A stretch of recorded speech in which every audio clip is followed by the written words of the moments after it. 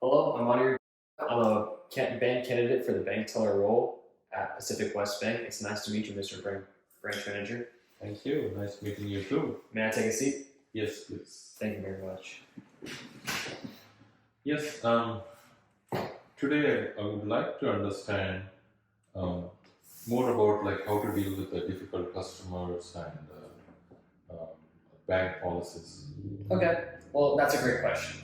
And every business, not just the banking business, businesses come across difficult customers. It's not something that is rare, and it's something that we need to be able to overcome. So here I'm going to outline just a few ways for you to be able to deal with these difficult customers. And so the few ways that I would suggest that you would first start off with dealing with difficult customers is to always remain calm. Do not show any sign of anger or any frustration. Make sure to always have a smile on your face.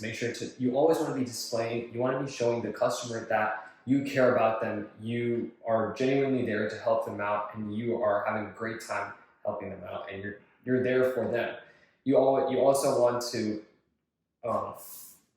pay attention to their arguments. You want to be able to pay attention to what they're saying, trying to understand what the points that they're trying to say so that you can actually give a proper response to what they're saying. And most importantly, you also want to be able to be patient. You have to be patient. Sometimes these customers have a lot of things that might be going on at home, which might be really developing what's going on in the bank place, and you just need to be patient with their ideas and let them get everything out. And you also need to be able to effectively explain the company policy. And now I'm going to your point about policy. Many of these bank policies that we have are very complex and have lots of ins and outs that only some bank professionals and some financial industry professionals aren't going to know about the vocabulary, the terminology involved in this. Not all customers are going to know this. So it's important that these bank tellers are able to explain these policies in a very simple manner so that the customers are able to understand. And chances are the more effective you explain a bank policy, the more easier they're going to understand and the more likely they're going to cooperate with you. And so I know that we're having some issues with the company policy, which is that there is a 2-day hold on deposits over $500 within the company. And the best way to respond to customer inquiries about this bank policy is to first talk about the reasons why that the bank has implemented this policy. Now, we need to be first emphasizing the point that $500 is a huge amount of money, and we need to emphasize to the customer that by placing a 2-day hold, we are going to be able to verify whether the customer actually wanted to deposit the money. It's not just a mistake. And two, to make sure that the funds of $500 are actually in the customer's account. If customers are depositing money they don't have in their account, that can mess up the entire system and cause problems for both the customer and the bank. So these are the reasons why we have that 2-day hold on $500 deposits or more. Now, I just want to go over, now we're down on the topic, I want to go over the importance and the nature of positive customer relations. Positive customer relations are very important within the workplace. Here, I just draw a little graph for you just to explain how there's a positive correlation with the amount of money earned by a business and the customer satisfaction rate. By ensuring positive customer relations, companies are more likely to attract more customers, simply because there's more likely to be positive word of mouth spreading, positive advertising by the customers, and more outreach, and the customers are more likely to spend more and have a better time at the company. And at the same time, we're going to be able to need to interpret the business policies to the customers in an effective manner so that they understand what's going on in the business, what the business is truly having to offer, and therefore make a more educated decision on shopping with the business and everything. And last but not least, I want to talk about, for a brief moment, about identifying our company's brand promise and what's the importance and the significance of that. So for us, our company's brand promise is to ensure excellent customer service and to provide personal financial services at a competitive rate, such as deposit, loans, credit, etc. All of these financial services to our customers. This brand promise needs to be the first thing that our customers are seeing when they come into our business. They need to be able to see what our business has to offer, so that they understand what they're truly going to receive from our business, what they can expect from our business, and this product policy, the service policy that we're actually putting out here, the service policy that we're showing to our customers, this is going to make them interested in our business. And it's important that they understand our brand promise so that they can trust our business and more likely and do business with us in the future. And I hope that answers your questions. Do you have any further questions for me? Yes. Yeah, my first question is, how can having a positive relation with customer enhance the company's image?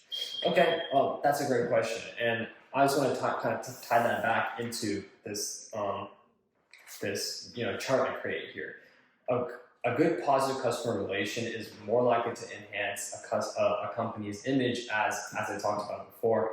Customers talk about businesses to other customers, to their families, to their friends, and whenever they have more positive interactions with the business, they're more likely to talk about that business to other customers, to other family friends, and that generates positive word of mouth advertising.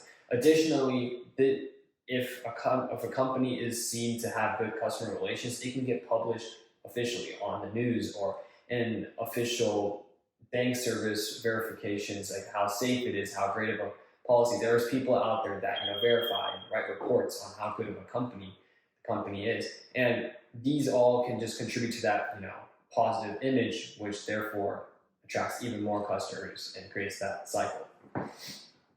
Good. So my second question is, why is it important to follow our company's mission and brand promise when dealing with difficult customers?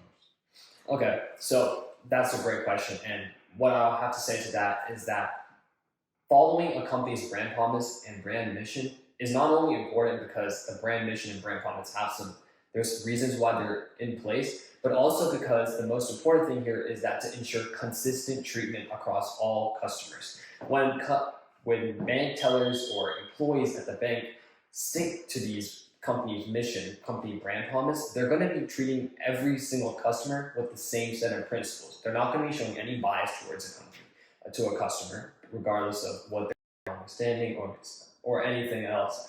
They're going to be following a set rule of guidelines. And when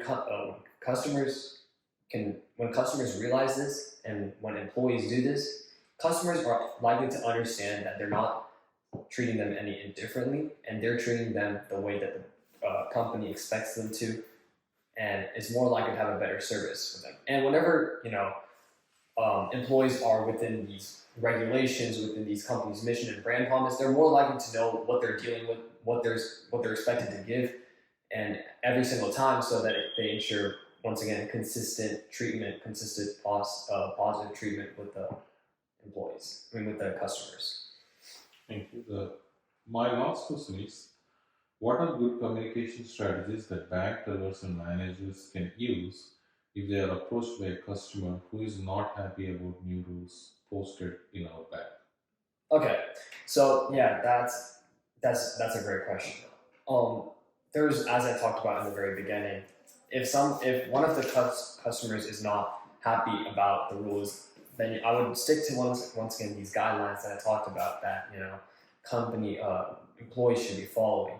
And if they're not happy about the new rules, once again we want to go back to that logic train. We want to be going back to what prompted the company to do this, what's the reasoning behind this, and try to explain what prompted the thing, so that they're more likely to understand where the decision came from, and therefore maybe more likely to understand and cooperate with the business. If they still do not cooperate with the business, in that situation, it is always fine to go up to a higher individual, to a higher official in the company's chain of command, and have them talk it out. But most of the time, this should work. Does that answer your question? Yes, that answered my question. Mm-hmm.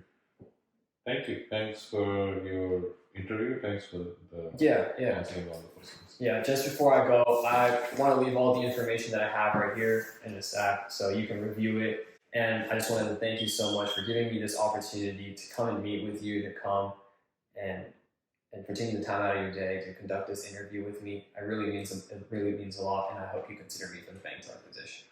Thank you. Thank you.